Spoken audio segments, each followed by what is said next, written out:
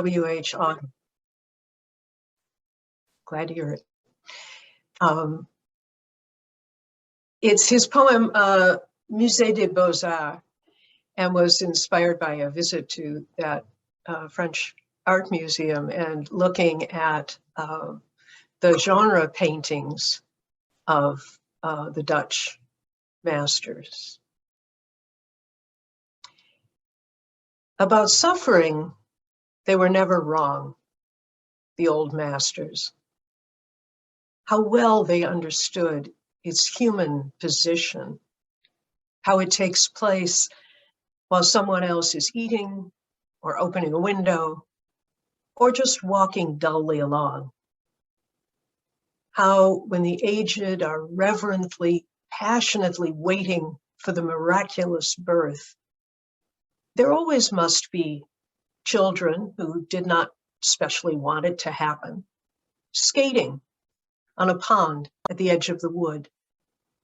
They never forgot that even the dreadful martyrdom must run its course anyhow in a corner, some untidy spot where the dogs go on with their doggy life and the torturer's horse scratches its innocent behind on a tree.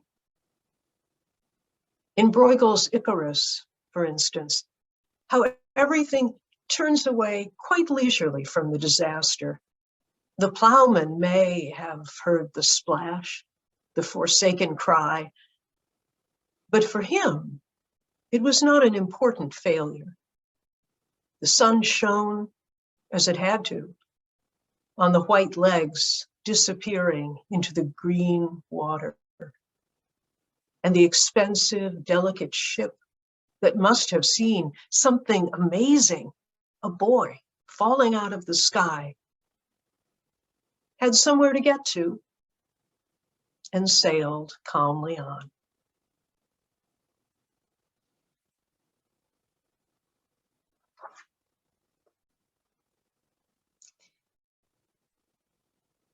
My sermon today is called This Yo-Yo Life.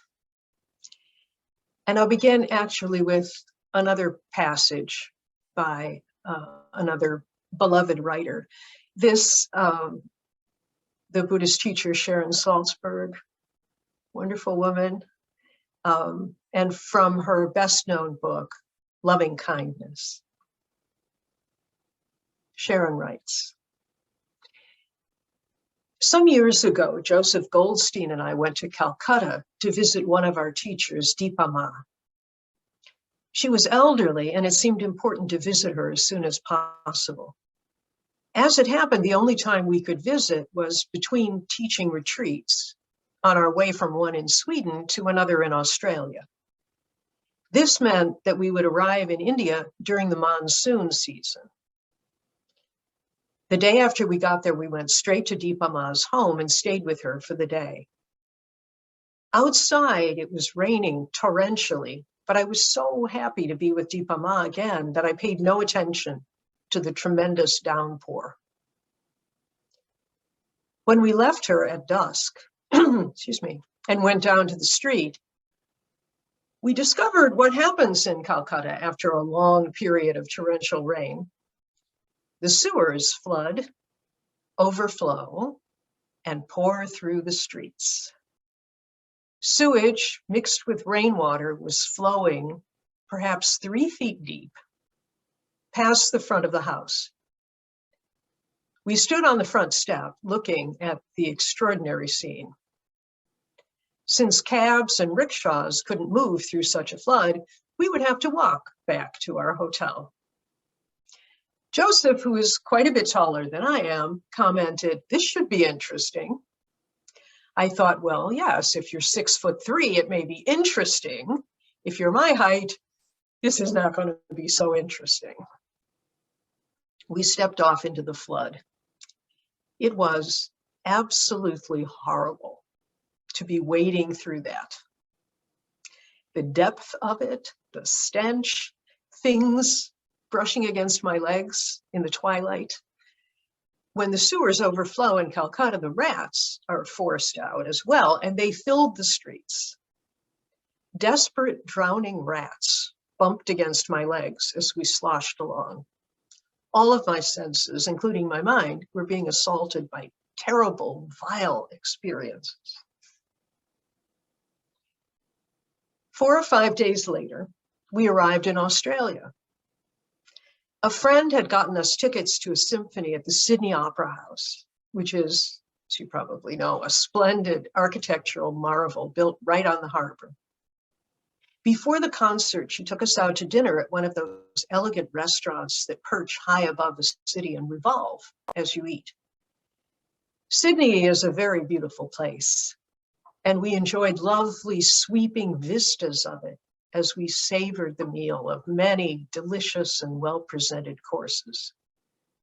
At the concert, everyone was clean, smelling very nice, and beautifully dressed.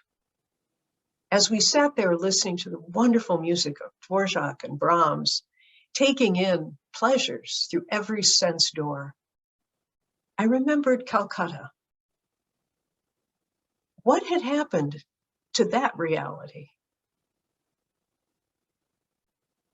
So says Sharon. Now, you may not have drowning rats or the Sydney Opera House in your life right now, but I know you have some ups and downs. Here's what inspired me to compose this sermon.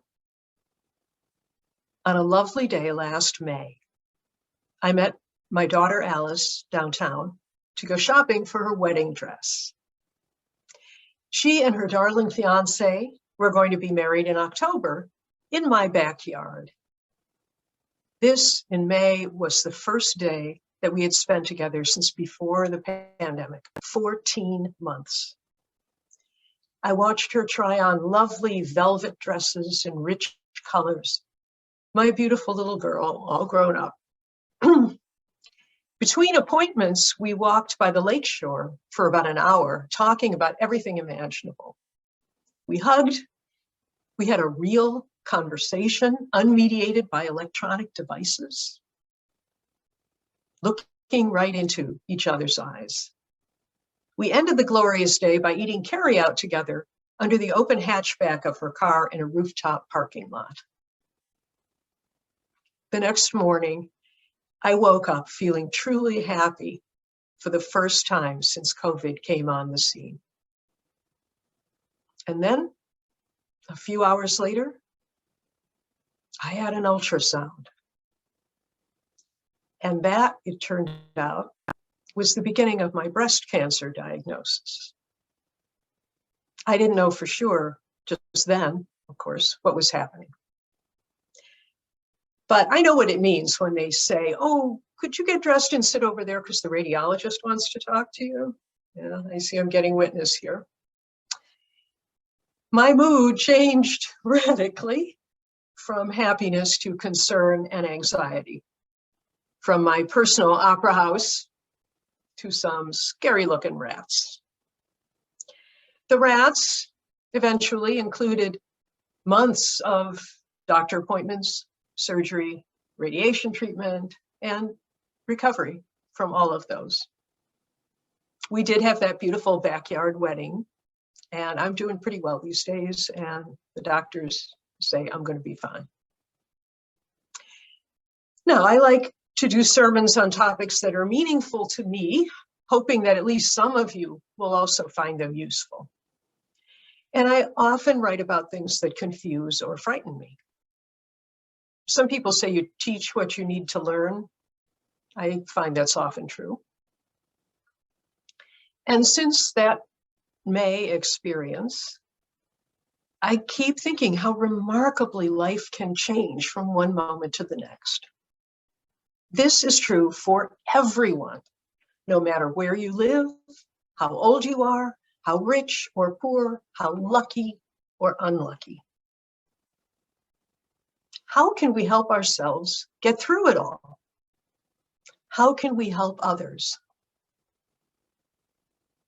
I hope you don't think I know the answer. But let's explore together.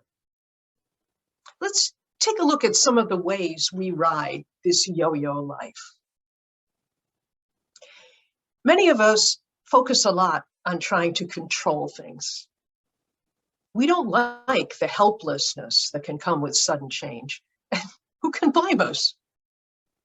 This attempt to control can take several forms. For one, we can try to control events.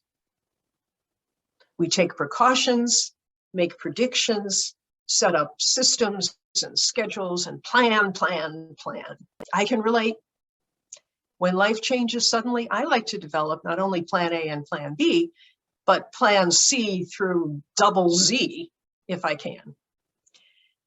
I feel better knowing that there are many possible ways I can deal with something that frightens or surprises me, even though often none of the plans actually applies in the situation as it unfolds. But making plans reassures me that things will be manageable somehow.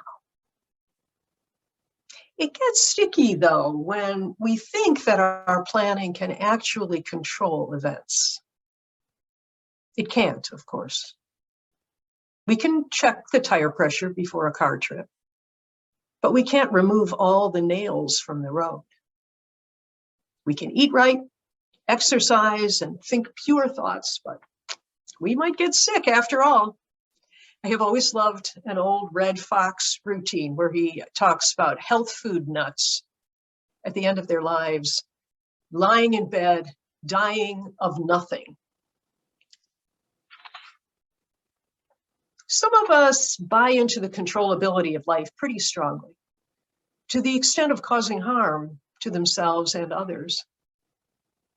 We've probably all encountered people who were so frightened by others' misfortunes and wanted so much to believe that it couldn't happen to them that they blamed the victims.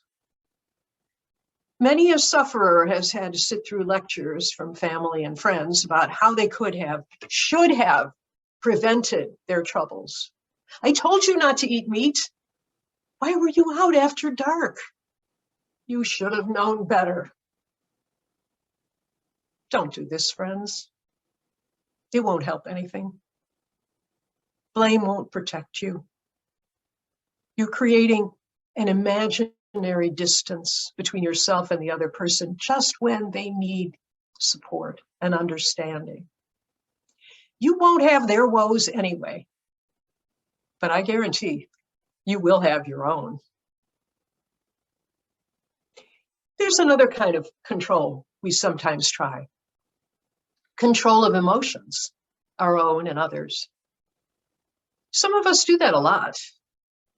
We try to be stoic or deny our fear and anxiety through happy talk, or tell people, including ourselves, to cheer up.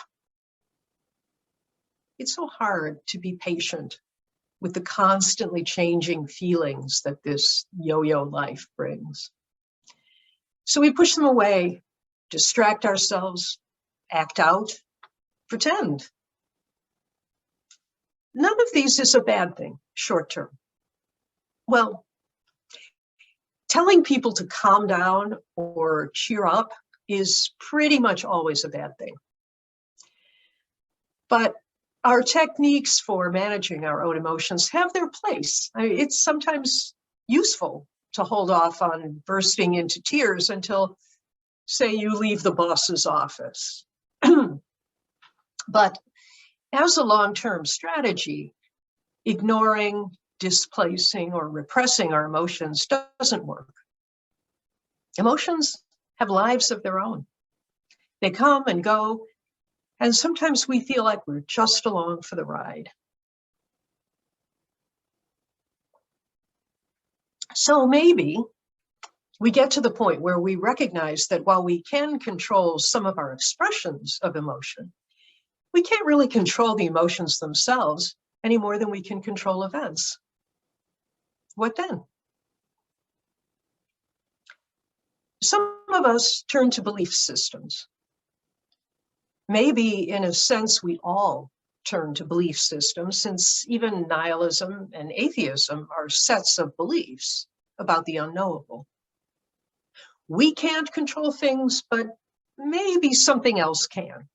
God, or the life force, evolution, or the free market. We want things to make sense. We want life to have meaning. So we seek for patterns in existence that we can understand. Some belief systems come ready-made with rules for how to perform every action and how to think about every up and down of the yo-yo. Others are more do-it-yourself, based on what resonates to the individual or to the group. Culture supplies some beliefs, usually the ones we don't even realize are beliefs because they weave into everything around us. The beliefs we hold tight to, we call truths. We might not be so generous about other people's beliefs. But people are different, with different gifts and different needs. If you are comforted by the idea that a loving God is executing a plan carefully worked out for your ultimate benefit, that's lovely. If you feel better viewing life as random and meaningless and ending only in annihilation, well, go for it. But please, don't fight wars over the correct interpretation. And please, both of you, don't corner me and try to get me to agree with you. Because I believe that ultimately none of us knows. So where does that leave us, going up and down on our string? I can say for myself, I am tired of arguing with life as it presents itself. I can't turn it into something else. I can't make the story come out the way I want it to, which frightens me. I truly don't know what's around the next corner, and neither do you. Now, not arguing with life doesn't mean being passive. I think it means seeing what is as best we can and being present for it. Because really, where the hell else can we be? It doesn't mean living in some gray fog where everything feels the same. God forbid. Ups are still ups and downs are still downs. We like Sydney and we dislike the rats. Although I'm sure there's someone somewhere who would reverse those because people. No, I think the only tool I've got is awareness, paying attention, learning, even stuff I would never want to learn, like all about breast cancer. Finding a way to stop stamping my foot and insisting that life be what I want it to be. Or at least maybe having a good laugh when I do and moving on. Now, Sharon Salzberg teaches a Buddhist meditation for cultivating inner balance. And I learned it from her. I had the good fortune to meet Sharon and sit a retreat with her some time ago. As part of this equanimity practice, she invites us to compose a phrase that sums up what we wish for ourselves, what we wish for everyone, to live somehow with what life brings, whether we ever understand or not. Here's the one I use when I do this practice. May we all be at peace with what is. I mean it. It may not look like peace or feel like peace, but may it be there for us all, deep within, through all the ups and downs of this strange, painful, lovely, human yo-yo life. Amen.